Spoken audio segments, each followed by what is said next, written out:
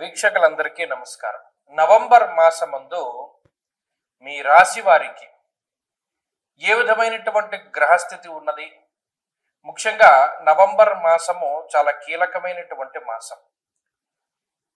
ఈ మాసమందు అనేక గ్రహాల తాలూకు స్థితిగతులు, ఉదాహరణకి అతిచారంలో ఉండేటువంటి గురువు తిరిగి వక్రగతిని ప్రారంభం చేయడం, చాలా కాలంగా వక్రగతిలో ఉన్నటువంటి శనేశ్వరుడు తన యొక్క వక్రగతిని పూర్తి చేసి మరలా రుజుమార్గంలో సంచరించడం, కుజుని యొక్క స్థితిగతులు, రవి యొక్క మార్పు, ఇలా అన్ని గ్రహాలు కూడా తమ యొక్క స్థానాలని కొంత ప్రభావితం చేస్తూ ఉన్నాయి. ఉదాహరణకి ఈ మాసంలో ఉండేటువంటి గ్రహస్థితిని గమనిస్తే 10వ తారీఖు దగ్గర నుండి బుధుని యొక్క వక్రగతి ప్రారంభమవుతుంది. అయితే ఈ మాసంలో బుధుడు వక్రించి ఉన్న రుజుమార్గంలో ఉన్న తులారాశిలోనే బుధుని యొక్క సంచారం ఉన్నది.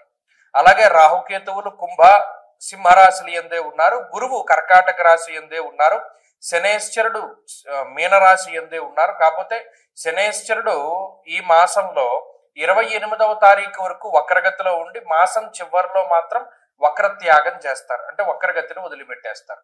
ఇవి ఫిక్స్డ్ గా ఉండేటువంటి గ్రహాలు. వీటితో పాటుగా శుక్రకుజులు కూడా వృశ్చిక రాశి ఎందే ఉన్నారు. అంటే మీరు గమనించండి, గురుడు, రాహువు, కేతువు, శనేశ్వరుడు, కుజుడు, బుధుడు, అలాగే ఈ మాసమందు శుక్రుడు కూడా ఆల్మోస్ట్ స్థిరంగానే ఉన్నారు. మిగతా గ్రహాలు అంటే పర్టికులర్ గా రవి గ్రహం యొక్క స్థితిగతులను గనక మనం పరిశీలన చేస్తే 16వ తారీఖు వరకు తులారాశి యందు, 16వ తారీఖు తర్వాత వృశ్చిక రాశి యందు రవి యొక్క సంచారం అనేటువంటిది ఉంటుంది. కాబట్టి ఈ మార్పు ప్రభావితం చెందిస్తూ ఉంటుంది. గురుని యొక్క అతిచారము, శని యొక్క వక్రగతి ముగింపు, ఇవన్నీ కూడా తీవ్రమైనటువంటి ప్రభావాన్ని చూపించబోతూ ఉన్నాయి ఈ నవంబర్ మాసంలో. కాబట్టి ఇటువంటి గ్రహ సంచారాన్ని అనుసరించి మీ రాశి వారికి ఏ విధమైనటువంటి ఫలితాలు కలగబోతూ ఉన్నాయి అనేటువంటి విషయాన్ని చాలా క్లుప్తంగా ఈ వీడియోలో మనం తెలుసుకునేటువంటి ప్రయత్నం చేద్దాం. కుంభరాశి వారికి నవంబర్ మాసంలో ఉండేటువంటి గ్రహస్థితిని గమనిస్తే దశమంలోకి ఎక్కువ గ్రహాలు చేరుతూ ఉన్నాయి. రవి గాని, కుజుడు గాని, శుక్రుడు గాని, బుధుడు గాని, చంద్రుడు గాని ఎక్కువ దశమంలోకి చేరుతూ ఉన్నాయి. నవంబర్ 16 వరకు రవి నవమ స్థానంలోకి ఉంటారు. 16 దాటాక దశమంలోకి వస్తారు. అప్పుడు రవి యోగించినట్టు. మిగతా గ్రహాలు ఏవి కూడా నవమ దశమ స్థానాల్లో అంత యోగించవు. ఏలినాటి శని ప్రభావం ఉన్నది, రాహు జన్మరాశి స్థిత ప్రభావం ఉన్నది, గురుబలం లేదు. అంటే నవంబర్ 16వ తారీఖు దాటిన తర్వాత గాని ఒక గ్రహం రవి ఆయన అనుకూలత ఉండదు. మిగతా గ్రహాలన్నీ కూడా ప్రతికూలమైనటువంటి స్థానాల్లో ఉన్నాయి. కాబట్టి మరి గత మాసాలతో పోల్చుకుంటే కుంభానికి ఇది ఒక చిన్న దెబ్బ కిందే చెప్పచ్చు. ఎందుకంటే మీరు గతంలో పరిశీలన చేయండి, గత 2 నెలలుగా గురుబలం ఉన్నది, అలాగే మిగతా గ్రహాల తాలూకు సపోర్ట్ ఉన్నది. కనీసం శుక్రబుధులైనా యోగించారు. ఇప్పుడు ఆ శుక్రబుధుల యొక్క అనుకూలత కూడా అంత ఎక్కువగా కనబడడం లేదు. మరి ఆ రకమైనటువంటి వాతావరణంలో ఈ రాశి వారు ఈ మాసంలో చాలా జాగ్రత్తగానే ఉండాలి.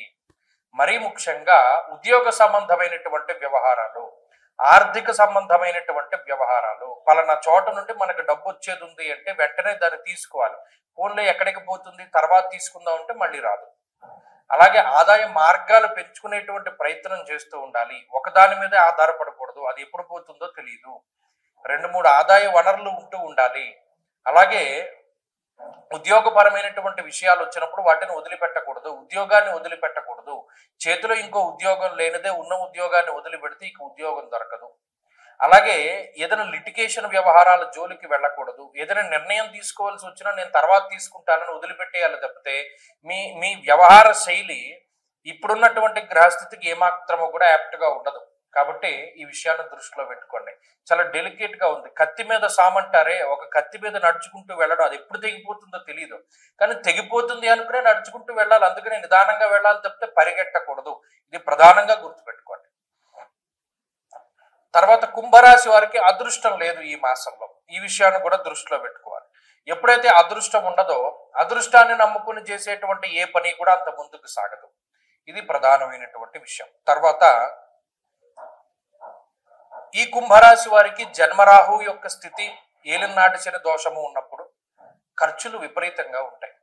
ఇదివరకు వచ్చినటువంటి ఆదాయము ఇప్పుడు రాదు. కాబట్టి ఆ ఖర్చులను కూడా తగ్గించుకునే ప్రయత్నం చేయాలి.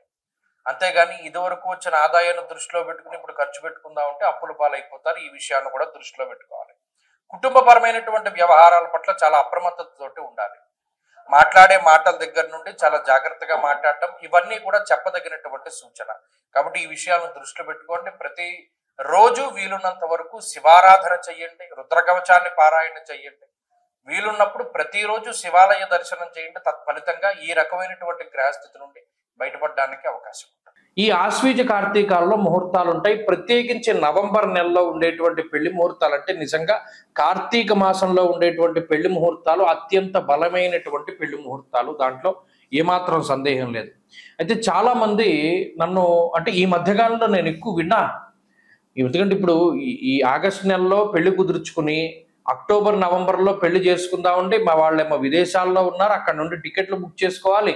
మాకు ఎవరో చెప్పారండి కార్తీక మాసంలో పెళ్లి చేయకూడదుట, కార్తీక మాసంలో పెళ్లి చేస్తే చాలా ఇబ్బందిట, లేదు పెళ్లికి ఏం దోషం లేదన్నారండి, కానీ శుభ కార్యక్రమం ఆ రోజు చేయకూడదు, అంటే గర్భాధానం ఇంకా చెప్పాలంటే ఫస్ట్ నైట్ లాంటివి చేయకూడదుటండి, అలా చేస్తే చాలా అరిస్ట్ అంటది. కార్తీక మాసం అంటే శుభ కార్యక్రమాలు అంటే మన పుణ్యమాసం కదా, మనం గుడ్డు తినం లేకపోతేనేమో నాన్ వెజ్ తినం మానేస్తాం. అలాంటిది మరి ఈ ఫస్ట్ నైట్లు అవన్నీ ఎలా చేస్తారండి, గర్భాధానాదులు ఎలా చేస్తారండి, అందుకనే కార్తీక మాసంలో పెళ్లి చేయకూడదని చెప్పారండి అన్న మాటలు నాకు ఈ మధ్యకాలంలో చాలా వినబడ్డాయి.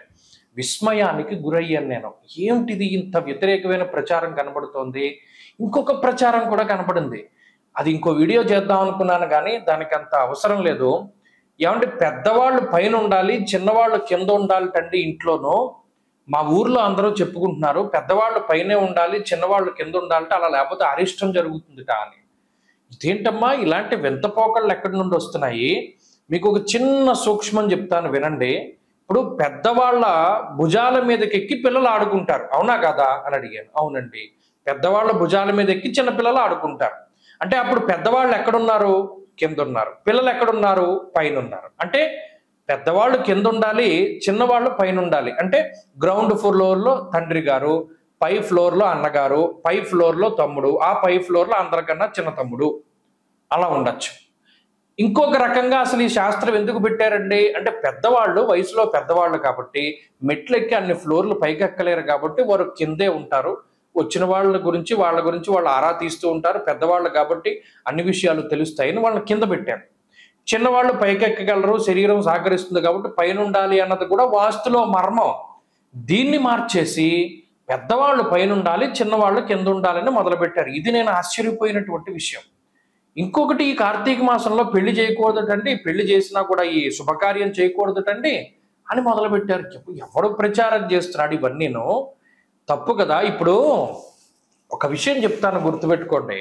కార్తీక మాసము అన్నది నా కార్తీక సమో మాస, అసలు దాంతో సమానమైనటువంటి మాసం లేదు. దేనికి? దానం చేయడానికి. కన్యాదానంలో ఒక సంకల్పం చెప్తారు, దశా పూర్వేషాం దశా పరేషాం మద్వంశానాం మాతృవంశానాం పితృ నరకాతుత్తీర్య శాశ్వత స్వర్గలోక ప్రాప్త్యర్థం కన్యాదానం అహంకరిష్యే అని చెప్పి ఆ కన్యాదాత సంకల్పం చెప్తాడు. అంటే ఏంటి? ఇటు దశాపూర్వేశాం దశాపరేషాం అంటే 10 తరాల ముందు 10 తరాల తర్వాత ఉన్నటువంటి వాళ్ళు ధరించిపోవడానికి ఈ కన్యాదానం చేస్తున్నాను నేను, సాలంకృత సహిరణ్యోదక కన్యాదానం అహంకరిష్యే, అలంకారం చేసి కన్యాం కనక సంపన్నాం కనకాభరణైర్యుతాం అంటే అంత కనకాభరణాలతో కూడా అలంకారం చేసి దానం చేస్తున్నాను అంటే ఎంత తరించిపోతారు. ఒక బంగారం దానం చేయడమే చాలా కష్టం ఈ రోజుల్లో. అలాంటిది అన్ని కాసుల బంగారము, అంతకన్నా విలువైనటువంటి అమ్మాయిని దానం చేస్తే కలియుగంలో, అందులోనూ కార్తీక మాసంలో ఈ 21 తరాల వాళ్ళు ఎంత తరించిపోతారు.